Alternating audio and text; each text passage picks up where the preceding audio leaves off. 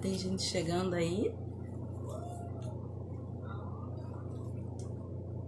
Esperar um pouquinho as pessoas irem chegando, né?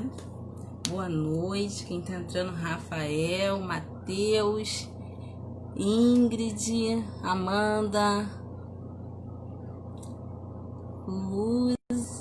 Luzer, Mari Souza, Andresa, Mariós. Gente, vão chegando aí, tá? Eu estou aqui invadindo, gente. Estou invadindo o Insta da Palavra Z, a convite do meu querido Bruno Mariós, meu amigo querido. Muito obrigada pelo convite, né? É um momento muito importante, muito difícil para todo mundo, né? A gente está passando por uma pandemia que nos obriga a ficar em casa. Nós que somos da área de cultura, que a gente precisa do contato físico, contato visual, estar juntos, e a gente está isolado, né? Então a gente tem que tentar tirar algo bom desse isolamento, né? E nós, acredito que o público aqui da Palavra Z, na sua maioria, são atores, produtores, são artistas, né? Então, assim, a gente mais do que nunca precisa estar próximos, mesmo que seja virtualmente, né? O Bruno Mariós me convidou porque ele é muito inquieto, então esse isolamento para ele tá sendo muito bom, né? Óbvio que tem um lado negativo, mas eu tô aqui para falar de coisa boa, eu tô aqui para falar do lado positivo disso. Ele está inquieto, então a cabecinha dele, ó, não para de funcionar. Vou voltar aqui dizendo o meu nomezinho, que eu acho que eu não disse no início. Eu me chamo Emanuele Sanuto, eu sou responsável pela Sanuto Produções, que é uma empresa que promove eventos corporativos, culturais e faz oficina de elaboração de projetos culturais e captação de recursos, tá? Então, quem não me conhece, coloca aí @Sanuto Produções. Vou pedir depois pro Mariós colocar aí para mim, por favor. @Sanuto Produções, tá? Então, voltando aqui, o Bruno Mariós, responsável pela Palavra Z, me convidou para esse projeto, essa novidade que se chama Projeto Identidades, aonde ele terá uma grande programação, várias surpresas nessa programação, para fazer lives com temas muito importantes, e vocês vão saber ao longo dessa live por que é tão importante. E a convidada dessa live hoje é a doutora em História, Política e Bens Culturais, Tatiane Oliveira.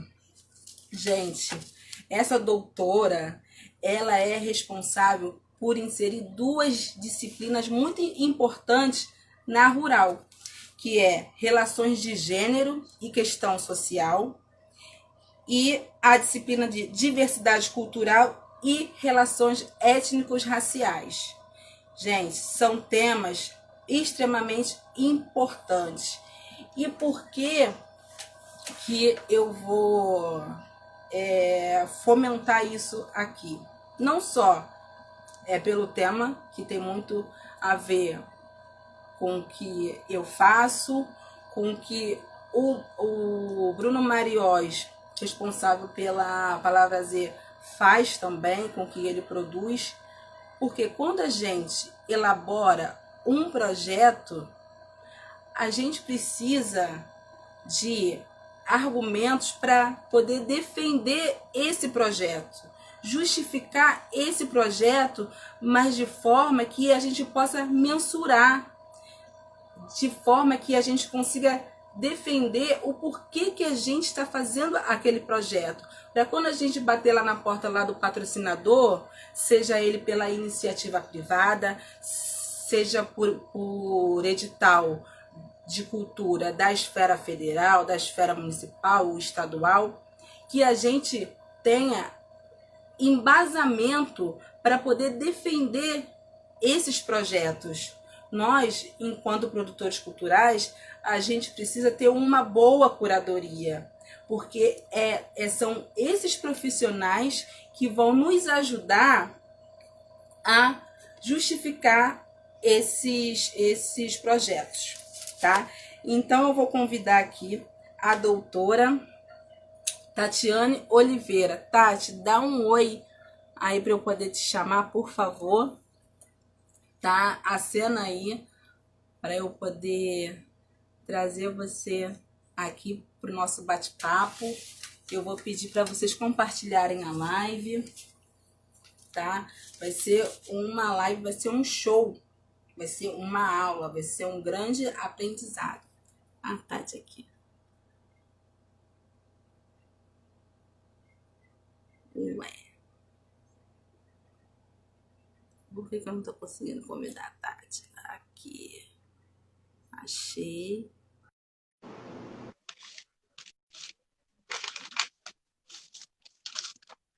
Vamos ver se ela vai entrar. Olá! Tati, boa noite, doutora. Boa noite, tudo bem? Muito obrigada, tá, por aceitar esse convite de estar aqui conosco, aqui na Palavra Z, tá? Muito obrigada mesmo. Quero que você se apresente aí para o pessoal, por favor. Bom, como a Manu falou, né, eu sou Tatiane, eu sou natural de Volta Redonda, do interior do Rio, não sou carioca. Minha história um pouco com a Baixada e com o Rio, ela começa há 20 anos atrás. Em 2000 eu vim estudar em Seropédica, que é onde a Rural está localizada, né? A minha formação inicial é em Economia Doméstica, um curso que, na verdade, hoje não existe mais. E eu me formo, então, na Rural, e em 2008 eu ingresso para atuar ainda nesse curso, né? Enquanto ele existia. Ao longo dos anos, eu dou uma parada um pouco. Antes de ingressar na Rural, na verdade, eu faço mestrado, eu vou estudar em Minas e volto. E aí tenho, então, essa história de trabalho também com essa instituição. E em 2015, eu acabo tendo uma participação no curso de serviço social, que é um curso que é criado no departamento onde eu estou lotada, né? Então, a gente suspende o curso de economia doméstica e a gente cria, então, junto com um grupo de docentes, um grupo de assistentes sociais, né? É importante falar. A gente cria, então, o curso de serviço social. Então, é um curso relativamente novo, ele começa em 2015. E como você bem falou, eu acabei, né, quando a gente pensa na estrutura de uma matriz curricular de um curso, e aí considerando que eu não tinha formação inicial nessa área, me propuseram pensar disciplinas que dialogassem com temas que eu já pesquisava. E desde a graduação eu trabalho um pouco com a questão do gênero, sempre estudei na minha iniciação científica e nas minhas pesquisas, inclusive no mestrado. E aí no doutorado eu, na verdade, mudo um pouco o meu tema, mas sempre pensando na categoria gênero, e começo a estudar, então, um pouco a questão racial também, considerando o perfil das mulheres que eu pesquisava. E aí, então, me sugeriram, por que não pensar uma disciplina de gênero e uma disciplina que trate das questões raciais, né? Então, aí é quando começa um pouco a minha história com essas duas disciplinas, como você falou. E você encontrou alguma dificuldade para poder inserir essas duas disciplinas no conteúdo programático lá da Rural? Não, na verdade, não houve nenhuma dificuldade, sobretudo pela questão da lei, né, 10.639, daqui a pouco a gente vai falar um pouco dela, com mais detalhes. Né? A Rural, ela é uma universidade que já vem adotando, desde 2003, quando surge essa legislação, a prática de inserir disciplinas em seus cursos, sobretudo na licenciatura, né? E aí eu queria só fazer uma observação.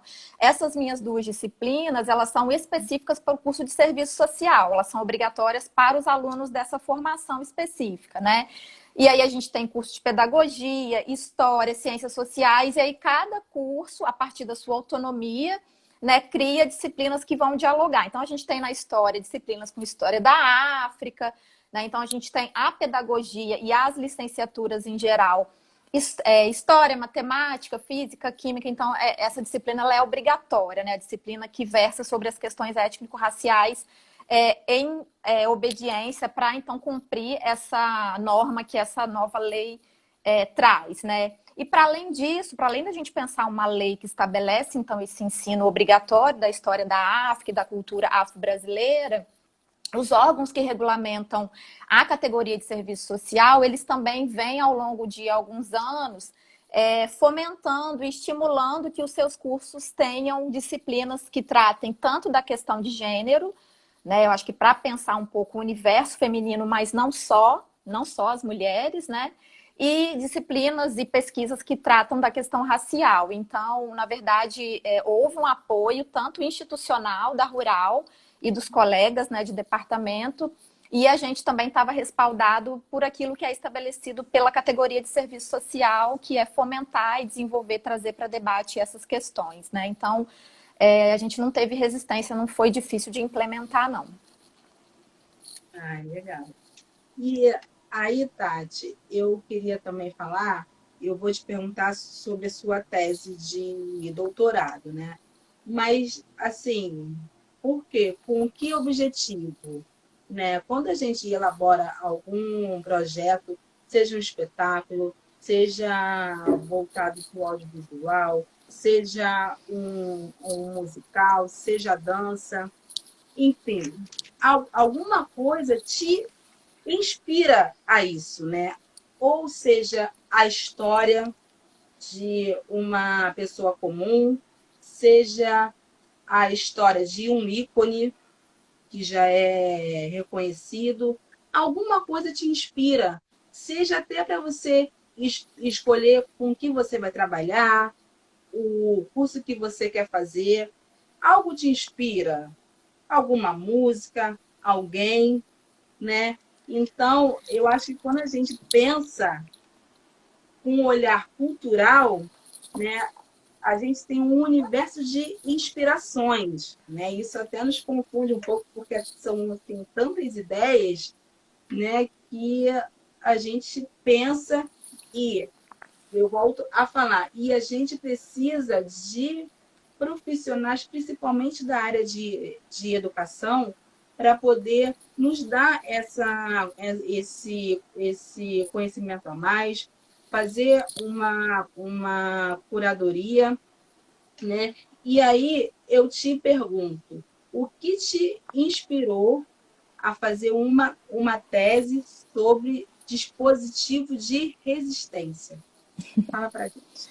Bom, na verdade, Manu, esse conceito que eu acabo elaborando, né, enfim, a partir de, inclusive, de outros teóricos e pesquisa, pensar o dispositivo de resistência foi algo que foi surgindo no meu trabalho de campo, né, para a gente que faz pesquisa, a gente fala muito desse espaço empírico, né, de pesquisa que é o trabalho de campo. Então, na verdade, a minha intenção, quando eu entro no doutorado, era tentar pensar a questão da juventude e as questões de gênero, pensar um pouco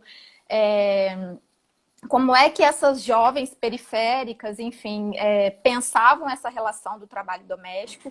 E aí foi em 2015, quando eu ingressei no doutorado, e foi exatamente no ano em que a gente tem uma lei que regulamenta essa profissão, esse trabalho, né? Depois eu posso falar um pouco mais sobre isso. E aí, a lei, ela diz que pessoas abaixo de 18 anos não podem exercer o trabalho doméstico. E aí, então, eu falei, bom, eu não vou poder estudar juventude e serviço doméstico nessa perspectiva. E aí, eu pensei, então, eu vou estudar mulheres adultas. Então, a minha intenção era perguntar e entender por que essas mulheres atuam nesse serviço específico. E aí eu acho que tem coisas importantes para a gente falar, acho que só para iniciar e para a gente entender o porquê, né? Os dados mostram para a gente que no Brasil a gente tem em torno de 6 milhões de pessoas atuando no serviço doméstico. Dessas 6 milhões de pessoas, a maioria são mulheres e mulheres negras com baixa escolaridade, né? Então a gente não está falando de qualquer grupo, a gente está falando de um grupo muito específico e que sofre outras opressões para além dessas que eu estou chamando, né? Através desse trabalho. E aí, então, eu acabo encontrando no o meu campo é na cidade de Nova Iguaçu, né? Então, eu falo de um lugar da Baixada, que inclusive tem essa relação também. Como é que a gente percebe essa relação Baixada e Grande Rio? A gente sabe que a Baixada ela foi considerada por muito tempo como um território dormitório, né? A gente saía da Baixada para trabalhar no Rio, e isso ainda é uma realidade quando a gente fala desse tipo de trabalho específico. Não são só mulheres da Baixada, mas existem muitas mulheres que são oriundas aqui da Baixada, dos municípios, e atuam, né, no Rio. E aí eu acabo, então, consigo chegar a 60 mulheres, né? O meu público-alvo eu entrevisto e acompanho ao longo de 2 anos 60 mulheres. E aí, quando elas começam a me contar as histórias de vida delas, né? Por que que elas ingressaram nesse trabalho? E, obviamente, as narrativas, elas são muito parecidas, né? A maioria delas começa esse trabalho em função da própria família, porque tinham que trabalhar, precisavam, né, de alguma maneira ajudar as famílias. Então, as narrativas elas são muito comuns e muito próximas, né, sobretudo das mulheres mais velhas, porque também tem uma outra categoria que é pensar. No meu grupo de pesquisa tinham mulheres com mais de 50 anos, eu entrevistei pessoas já com 70 anos ainda atuando nesse trabalho, E né? nesse contexto, Tati, desculpa te interromper, você falando dessas mulheres com 50 anos ou com mais, né? Você conseguiu perceber no seu estudo que os filhos dessas mulheres, eles tiveram mais oportunidades, né, dentro de tudo que elas conseguiram captar para eles, seja na educação, saúde, seja na aquisição de bens materiais ou imateriais. Exatamente, isso aparece muito na minha tese. E aí, só voltando um pouquinho na questão dos dispositivos, quando essas mulheres vão me contando, né, as relações de trabalho, as relações com as patroas, com as famílias empregadoras, eu vou percebendo na narrativa dessas mulheres estratégias, táticas que elas utilizam no cotidiano de trabalho, que eu entendo que são formas de resistência. Desde uma resistência informal, com pequenos atos de rebeldia, como uma patroa talvez poderia pensar, o fato de não chegar no horário marcado, né? A gente que mora aqui na Baixada, em Nova Iguaçu, se a gente quiser chegar na Zona Sul, a gente tem que pelo menos sair daqui com 1h30, 2 horas de antecedência. E aí, quando uma patroa exige que essa trabalhadora chegue às 8 e ela diz, eu não vou chegar às 8, mas na verdade não é só um pequeno ato de rebeldia deliberado, não. Ela sabe que ela não necessariamente precisa chegar tão cedo, porque a patroa também não vai cumprir o horário de saída. Então eu vou percebendo quando elas vão me contando questões que são atos cotidianos, aqui eu estou dando só um exemplo, e outros atos. E aí eu também, quando elas começam a dizer, né, por que eu trabalho nesse ofício, por que eu escolhi essa profissão, por que eu fui levada, a maioria delas não escolheu, foi uma alternativa. E aí, quando elas falam dos filhos, é um dado muito importante que elas vão revelar que, graças a esse trabalho, elas conseguem bancar uma escola particular, elas conseguem investir na educação dos filhos.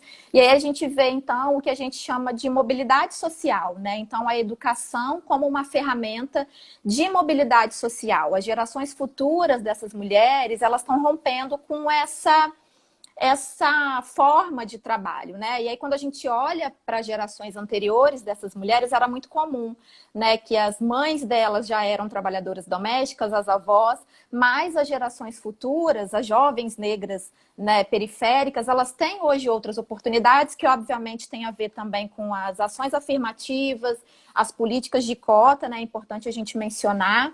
Eu acho que é um avanço tímido ainda, acho que a gente precisa ampliar, mas acho que o fato de existir uma política pública que garanta, né, o acesso de jovens negros e periféricos é um tema que é bem polêmico, muita gente se coloca contra as cotas, mas então a gente vê um pouco a educação, e eu acho que isso é muito similar à cultura para vocês, né, que trabalham nessa perspectiva da cultura, a gente pensar a educação como uma ferramenta de mobilidade social. E aí eu leio isso, né, nessas narrativas dessas mulheres como um investimento na vida dos filhos. Então elas dizem, eu suporto as opressões no meu trabalho, eu aturo essa patroa que às vezes me oprime, mas em função de libertar o meu filho ou minha filha num tempo futuro, né? Então, essas mulheres são mães de jovens universitários, advogados, jogador de futebol. A gente tem aí um conjunto, né, de atores sociais, de pessoas que acabam rompendo com essa trajetória de um ofício mais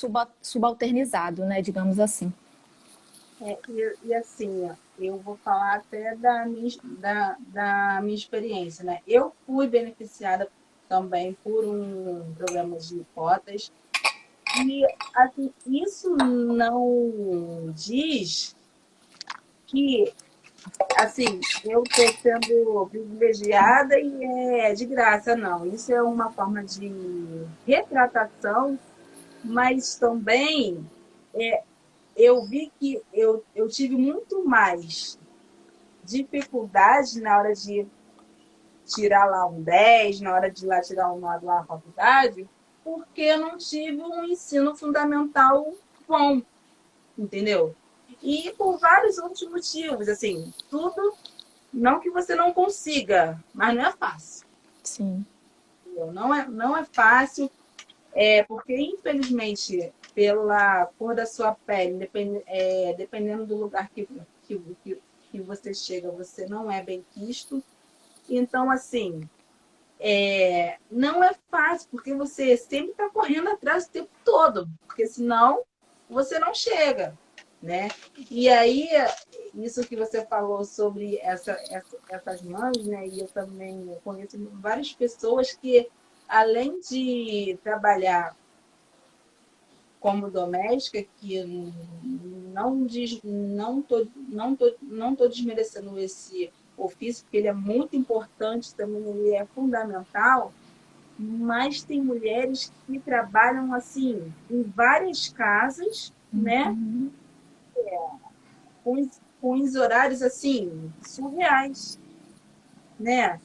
Então, assim, eu assim tô muito feliz de estar conversando sobre esse assunto com você, porque faz assim, fez parte de uma realidade minha lá atrás, pela minha história de vida, familiares, e eu estou muito feliz. A Andresa, ela que perguntou, mas eu acho que você já respondeu. Doutora Tatiana, gostaria de saber se na sua pesquisa há alguma referência com relação à educação dos filhos. E aí você respondeu, Sim. né? Ou Uhum. assim, pelo fato dessas mães não terem tempo de estarem com eles, né? Tem que deixar com alguém, colocar na escola, mas deixar com alguém e não dar aquela atenção que às vezes uma criança merece, né? Mas mesmo assim, elas conseguem formar seus filhos, graduar seus filhos, né? Eu acho, Manu, na verdade, você coloca coisas aí que são muito importantes, assim, né? Eu acho que tem toda essa questão de uma profissão que, quando você fala dessa coisa da carga horária, a gente, né, que pesquisa isso, a gente chama isso de trabalho precarizado, né? Não à toa, essa profissão ela só foi regulamentada. E o que é regulamentar uma profissão? É equiparar um ofício a outros tipos de trabalho. É algo que, por exemplo, as cuidadoras elas ainda não têm essa profissão regulamentada, tanto que cuidadoras de idosos e crianças ou de pessoas com alguma doença mental, por exemplo, porque tem cuidadores também que trabalham nessa perspectiva, elas acabam, às vezes, sendo enquadradas, quando elas não têm uma formação em enfermagem e tudo mais, né, em serviços de care, elas acabam sendo englobadas pela lei das domésticas, né? Então, quando a gente fala que existe um movimento de mulheres que tem mais de 80 anos, que está lutando, tentando regulamentar, a gente, na verdade, está falando de uma profissão que demorou tanto para virar profissão de fato, porque isso traz um resquício dessas desigualdades sociais que a gente vive, né? Então, quando a gente fala de um trabalho que extrapola a carga horária, ou uma pessoa que é contratada para ser babá, à medida que a criança vai crescendo, essa pessoa começa a trabalhar na limpeza da casa, lavando a roupa, cozinhando, passando. Isso é precarização do trabalho, né? A gente entender que é um trabalho que tem, às vezes, muitas vezes, um salário muito baixo quando tem, né? E aí é importante a gente dizer que, apesar de existir uma lei que garante direitos, que garante fundo de garantia, a maioria das trabalhadoras ainda atuam na informalidade. Ou seja, os patrões e as famílias empregadoras, eles vão burlando essa legislação. Muitas foram demitidas e recontratadas como diaristas, e aí tem toda essa discussão de um trabalho que era feito ao longo de uma semana, é um trabalho que é feito só em 2 dias. Né? Então, tem toda essa questão da precarização. E aí, na minha tese, eu falo um pouco disso, né? Que na nossa sociedade a gente tem esse ranço ainda das relações servis, né? Das relações de mando e obediência. E aí eu acho que, né, isso... Justamente essa questão da diarista que você falou é justamente para não gerar vínculo empregatício, né? Para não ter que pagar os direitos. Né? Exatamente. E aí, Manu, eu queria até fazer uma provocação aqui para quem está na nossa live, porque eu acho que tem feridas que são mexidas e que de fato causam um incômodo, né? E eu acho que toda essa mobilização a partir da morte do George Floyd nos Estados Unidos, né? Enfim, eu acho que Estados Unidos e Brasil têm coisas muito diferentes quando a gente pensa em percentual de população negra, quando a gente pensa em políticas, né, do Estado, quem é considerado negro nos Estados Unidos e no Brasil. Então, acho que tem várias diferenças que dariam cada uma live, inclusive, né? A gente não vai dar conta de esgotar tudo aqui. Eu acho que a gente vem aí num momento muito positivo de algumas pessoas se mobilizando, mas é importante a gente lembrar que o que aconteceu com Floyd lá nos Estados Unidos acontece todos os dias no Brasil, né? O Estado, ele mata corpos pretos todos os dias, de várias formas, não só através da polícia, mas também em outras instituições do cárcere, por exemplo, instituições que agora não existem mais, que eram os hospitais psiquiátricos, né? Então, quem são esses corpos que ocupam esses espaços institucionais e que acabam também perdendo a vida, né? Então, eu acho que incomoda, às vezes até a nossa live ela não está tão cheia, porque eu acho que pensar, e aqui, obviamente, eu não estou fazendo julgamento de valor de quem tem uma trabalhadora contratada, de quem tem uma trabalhadora mensalista, a ideia não é essa. É uma ideia dizer que os estudos apontam para na verdade, um desdobramento de uma desigualdade social que é histórica e estrutural e que passa pela questão do racismo, que também é histórico, político e estrutural, né? Então, às vezes a gente não tem nem tanto ibope na live, porque é um assunto que mexe, que incomoda, assim como incomoda a questão racial, né? Eu acho que assumir-se enquanto racista é muito difícil, né? Isso não enfim, um mimimi, isso tem uma causa histórica e política. E aí eu queria, só para finalizar um pouquinho a minha fala, para eu também não ficar aqui falando sozinha, a pandemia que a gente está vivendo aí, como o Bruno falou, há 90 dias, né? Muita gente está em casa. Eu sou uma dessas pessoas que estou em casa há 90 e poucos dias. Tenho o privilégio de trabalhar de casa, eu estou trabalhando da minha casa, né? A gente não está dando aula na rural, mas a gente mantém as atividades de pesquisa e extensão. E aí, eu acho que é muito importante a gente olhar para a pandemia quando a gente percebe que em março a primeira vítima fatal da Covid foi uma trabalhadora doméstica. E, igualmente, quando a gente olha para o caso do menino Miguel, que era um menino que foi para o trabalho com a mãe, e quem era essa mãe, qual era esse trabalho que essa mãe executava, a gente está falando de 2 mulheres que executam o mesmo trabalho e que não é uma fatalidade ou uma coincidência, né? A gente está falando de um grupo de pessoas que não tem o privilégio de estar em casa, por exemplo, nesse momento da pandemia e da quarentena. Né? Então, o que me faz depender tanto de uma trabalhadora doméstica para levar o meu cachorro para passear, e aí a gente tem como resultado o que aconteceu com o menino Miguel, né? Então, eu acho que é algo que nos incomoda, que dá um nó na garganta, mas a gente precisa enfrentar essas questões para a gente entender como é que as relações, né, sociais e, sobretudo, raciais no nosso país, elas estão muito demarcadas em alguns sujeitos, em alguns territórios, em algumas ocupações, né? Então, eu acho que é muito emblemático a gente pensar essas pessoas, né? Essa primeira vítima da Covid, que foi uma pessoa que foi infectada pela patroa, que veio da Itália, não foi avisada, né? A patroa não avisou essa trabalhadora que ela tinha o vírus, e essa mulher obviamente não teve como se tratar, não teve como se cuidar, ela não teve o direito de estar em casa em quarentena. E esse outro caso, né, que foi muito triste de acompanhar, que foi o caso do menino Miguel, porque era uma mulher também que não teve o direito de cumprir a quarentena em casa, né? Então, eu acho que isso é importante a gente ressaltar também.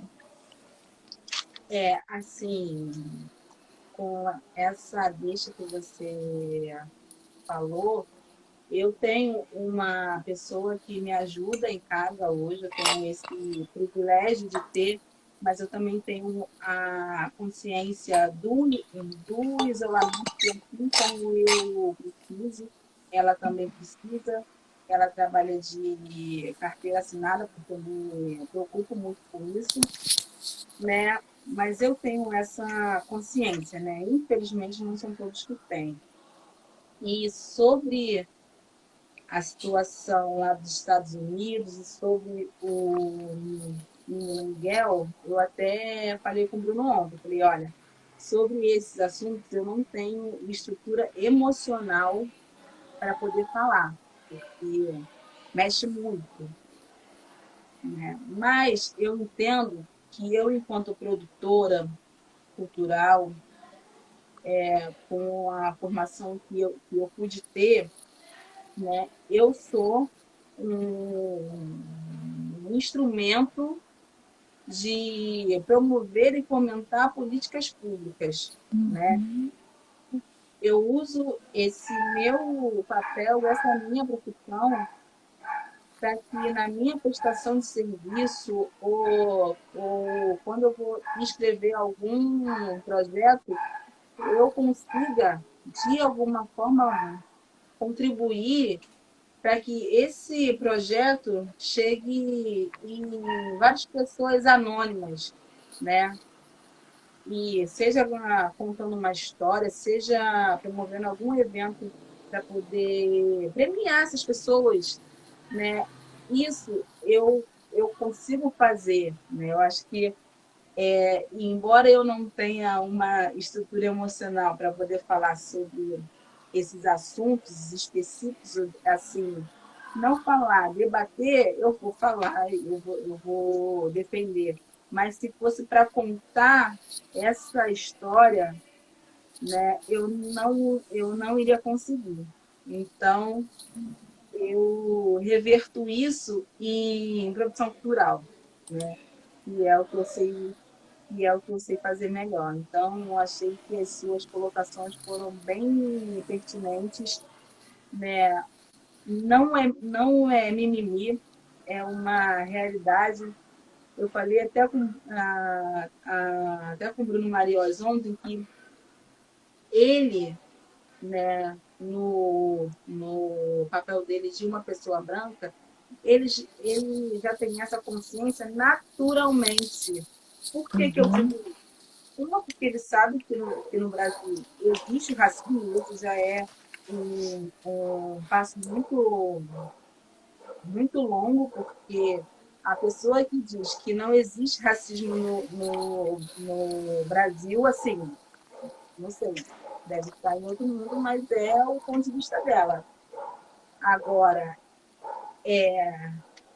quando você reconhece que existe racismo no Brasil e no seu lugar de fala, formador de opinião, você traz uma pessoa negra para poder falar para o seu público, assim, é muito importante. Não só para isso, ele já me colocou lá atrás em vários projetos dele como responsável de um teatro e em funções muito estratégicas de liderança.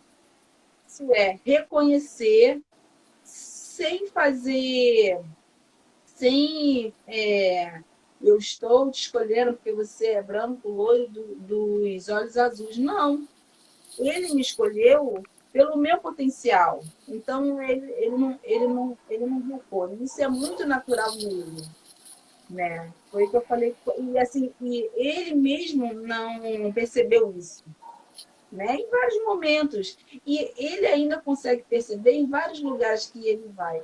Que, sei lá, seja um pouco mais elitizado, E se você consegue perceber, poxa, aqui não tem uma equidade de pessoas brancas, negras, né, mestiças.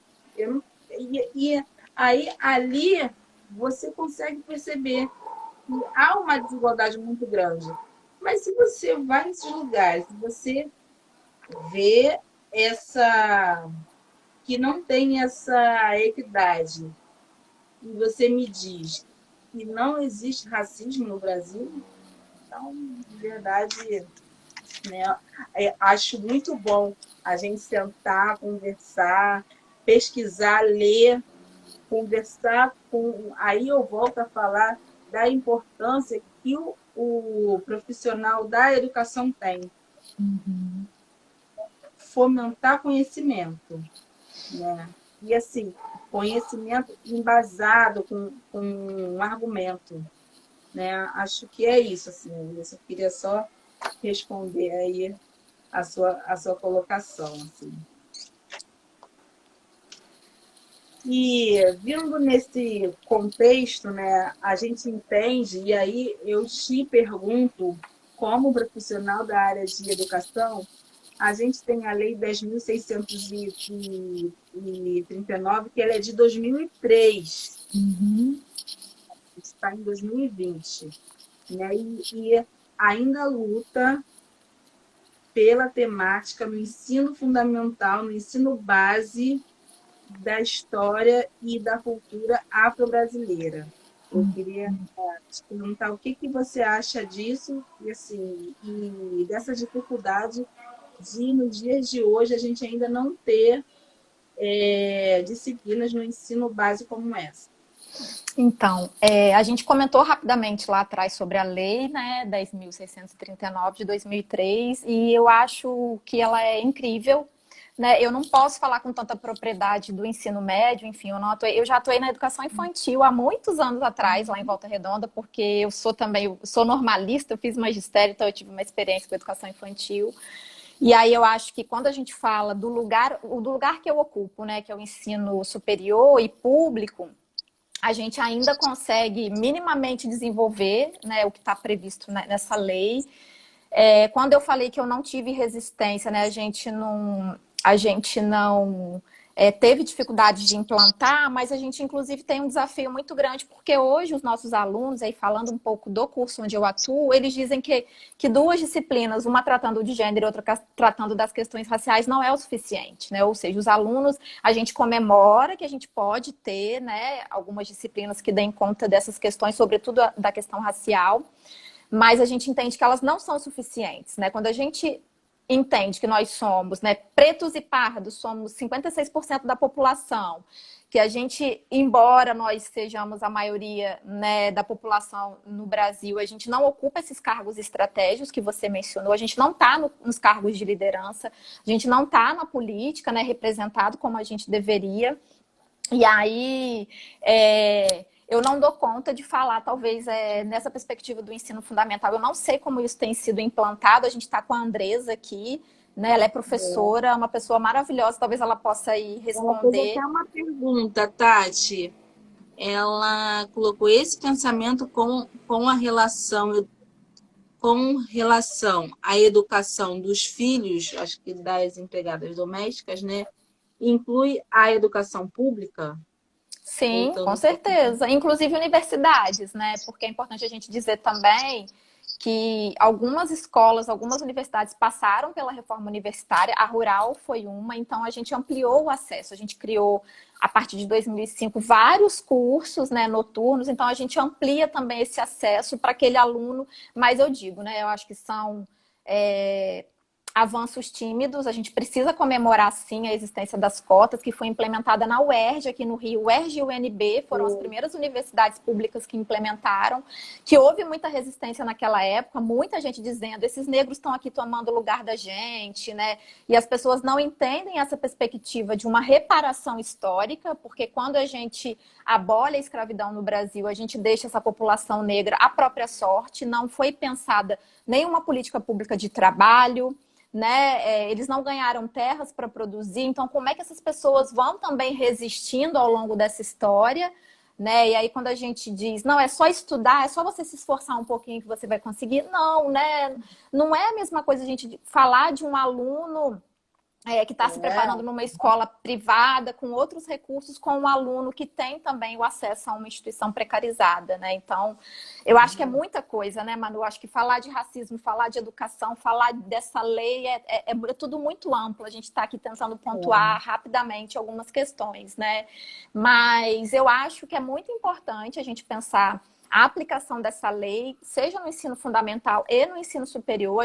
Eu conheço pessoas, né, que estão numa determinada formação e querem, às vezes, elaborar um projeto discutindo a questão racial e não tem uma disciplina, não tem um professor que dê conta dessas questões, né? Então, eu não tive o privilégio, acho que foi a Sinara que comentou aqui, que ela adoraria ter tido história da África e tudo mais.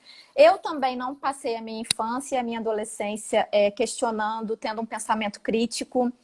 Nos lugares que eu ocupava, inclusive na minha família, não se falava sobre a questão racial, né? E eu venho de uma família, por parte de pai, eu sou neta de um homem negro e uma mulher branca, e eu tenho duas famílias muito numerosas, tanto por parte de mãe quanto por parte de pai. E na minha família eu tenho tios negros retintos, com a pele mais escura, negros mais claros, pessoas com o meu tom de pele, né? Depois eu queria até, inclusive, comentar um pouco isso, porque eu sou lida como pessoa branca em alguns espaços e eu sou lida muito, num grau muito menor como uma mulher negra de pele branca, né? De pele clara. Então, eu acho que esse lugar, né, esse entrelugar daquela pessoa que é fruto da miscigenação, né, que eu acho que uma pessoa considerada parda, quando eu nasci, eu fui registrada na minha certidão como parda, né? Algumas... Sério? Parda. Alguns segmentos do movimento negro rechaçam esse termo, né? Muita gente diz que pardo é papel. E aí, então, tem outros autores que vão falar um pouco sobre mestiço, né? Tem uma galera que pensa um pouco nessa possibilidade de mulheres negras de pele mais clara, né? Mas é importante também eu dizer que eu não tive nos espaços educacionais, eu estudei a vida toda também em escola pública, eu venho de um bairro periférico em Volta Redonda, é importante dizer também, né? É sempre bom a gente lembrar de onde a gente veio, para a gente também projetar para onde a gente vai. Então, eu acho que é uma discussão muito ampla, né? Então, eu acho que é extremamente necessário a gente pensar uma lei e pensar formas de orientar, de informar. Eu não tive essa informação na infância e na adolescência. Eu fui começar a pensar nessas questões já na vida adulta, a me perguntar, como é que eu sou lida? Eu, uma mulher, neta de um homem negro e uma mulher branca, eu sou lida como negra ou eu sou lida como branca? O meu tom de pele, ele me confere uma passabilidade, né? Ele me confere um privilégio que talvez uma pessoa com traços negroides, com um tom de pele diferente, não teria, né? E aí tem essa discussão do colorismo, enfim, tem uma série de outros temas que estão aí incluídos nessa discussão, né? É verdade. Então, assim, a gente já está 45 minutos. Muito rápido, né? É muita coisa para falar, gente. Meu Deus. Eu estipulei 50 minutos, a gente já está bem Eu perto, falo muito, né? E se deixar... Ó, Rafa colocou aqui... Ai, gente, não consigo acompanhar. Natália colocou perfeita colocação, doutora Tatiane. Minha amiga lá de Volta Redonda. Eu ia perguntar desse caso do Miguel. A gente já falou aqui.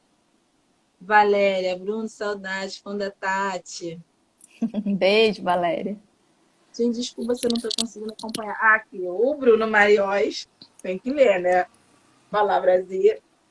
Coloquei Lei 10.639 foi implementada em 2003. Decreto promulgado em 2003 tornou obrigatório o ensino da história e cultura afro-brasileira africana nas escolas. Mariós, mas isso não acontece, né? Por várias questões, porque a gente tem a questão da intolerância religiosa e eu acho que isso é um obstáculo muito grande quando você não entende que a cultura afro-brasileira, ela faz parte de um processo histórico, construção do país, entre assim, outros temas tão assim importantes, esse tema ele não vai entrar, né? Então, hoje ainda são poucas as instituições de ensino base que já estão trazendo essa temática, né? E, assim, essa temática, ela acaba sendo colocada, às vezes, por produtores culturais, que vão nas escolas levar algum projeto cultural sobre o tema afro, sobre um ícone, tanto brasileiro quanto de outros países, que é uma forma de falar da cultura afro, através da cultura.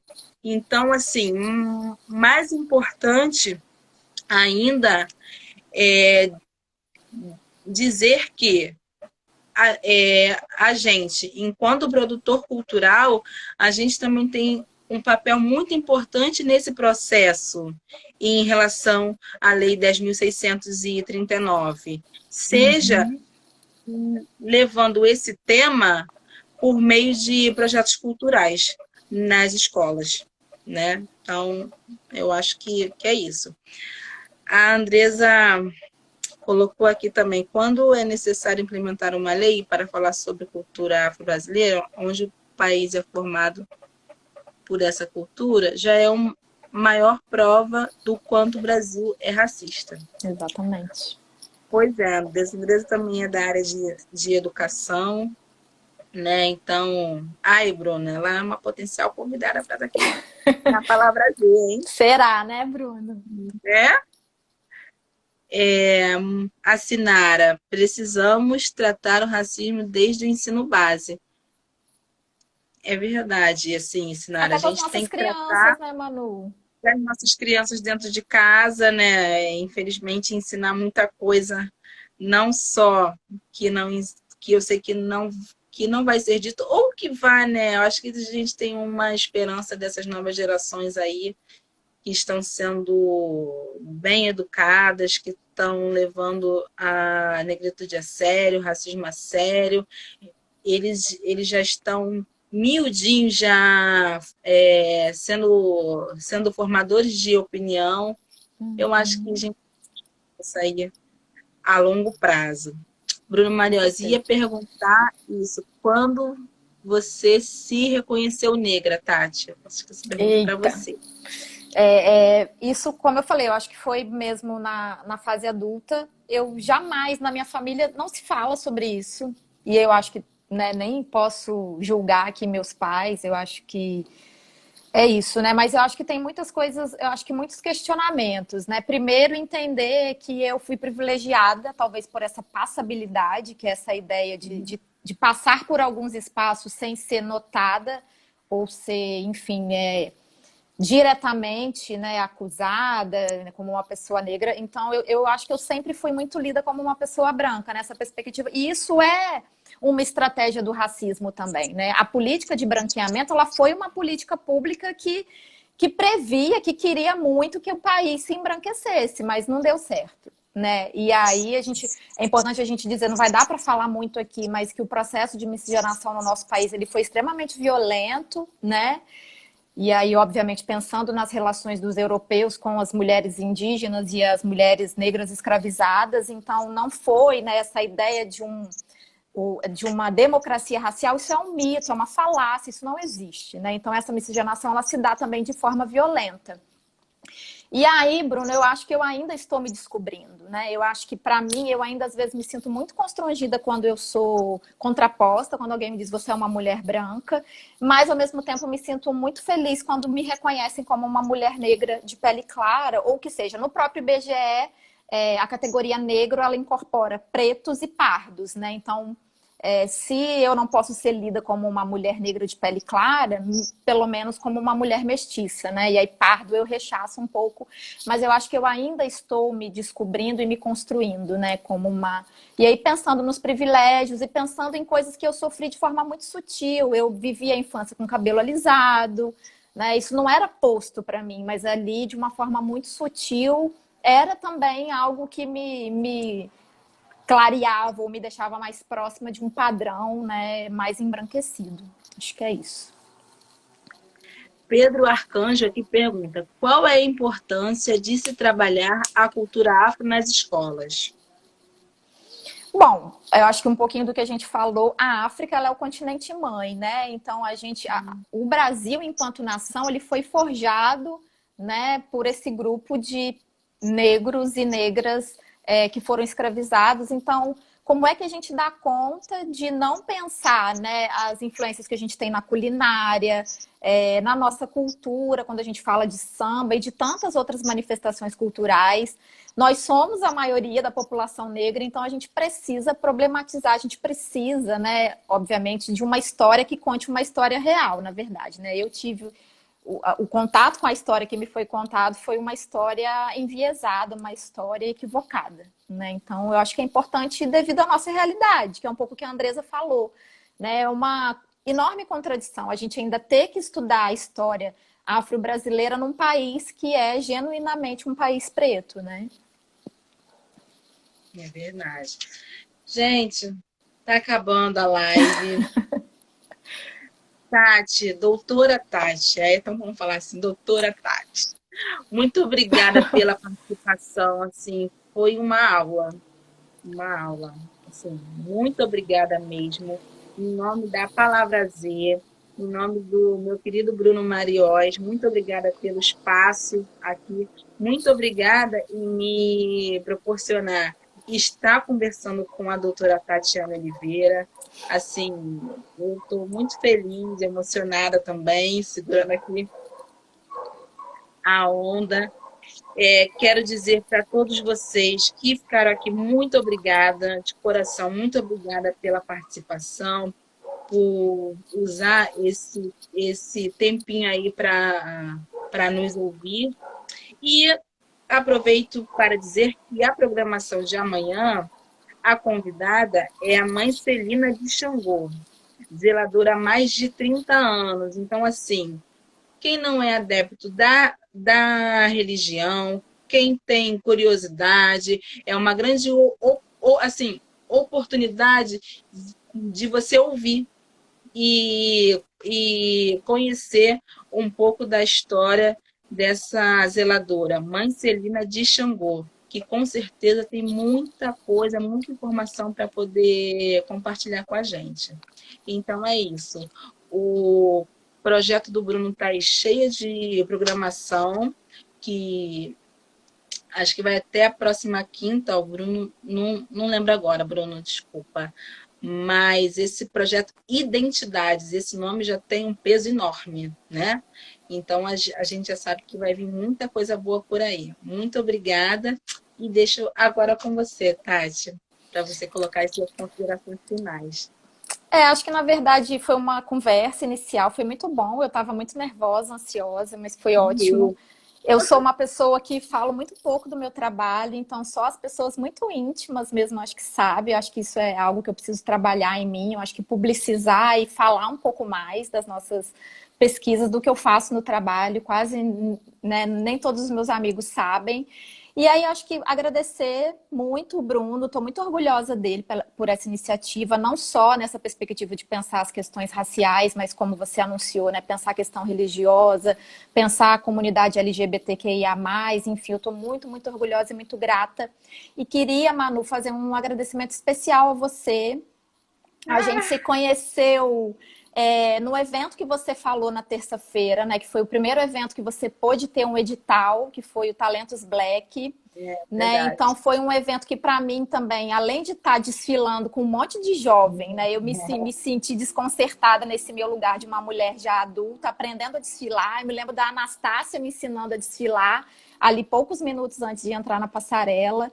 E para além dessa vivência, né, de ter participado de um desfile de moda afro, de talentos black, foi um momento também que me fez, me despertou também, abriu para conhecer um pouco esse universo. Eu conheci o Emanuel, é uma pessoa que corta meu cabelo até hoje. Na época o Emanuel estava trançando, hoje ele tem um salão de beleza só de cabelos afros e tudo mais. Conheci a Fabíola, eu fiz uma oficina de turbante com a Fabíola, que é uma historiadora maravilhosa, do Odara também, cultural, né?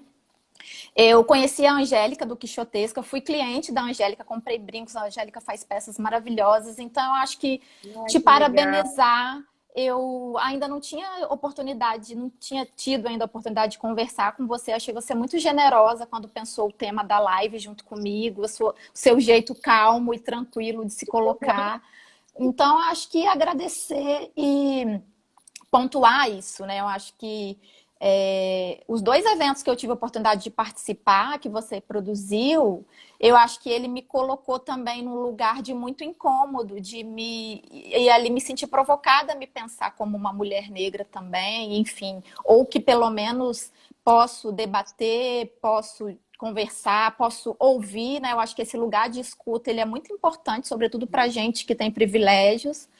E aí eu acho que só te agradecer e parabenizar também pelas ações que você faz, né, através da sua produtora, do seu projeto, da Sanuto Produções. E é isso. Muito obrigada, gratidão. Ai, gratificante. Assim, ai, muito obrigada. Acho que o que me define hoje é gratidão. Palavra Z, gratidão. Bruno Mariós, ó, coração. Doutora Tati, assim, doutora Tati, foi um show, foi uma aula. Muito obrigada.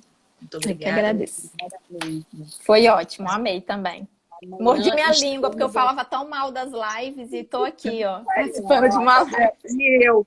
E eu também. Câmera para mim, eu sou totalmente bastidores, mas faz parte, né? Bruno, muito obrigada. Amanhã, gente, aqui no mesmo horário, às 21 horas, mesmo bate-canal, com o Bruno Mariós e a convidada Mãe Celina de Xangô. Doutora Tati, muito obrigada. Uma Eu que boa noite, agradeço. boa semana aí para você, um bom final de semana, Para tá? nós. Beijo. Beijo. Obrigada. Nada. Tchau, tchau. Tchau, tchau, gente.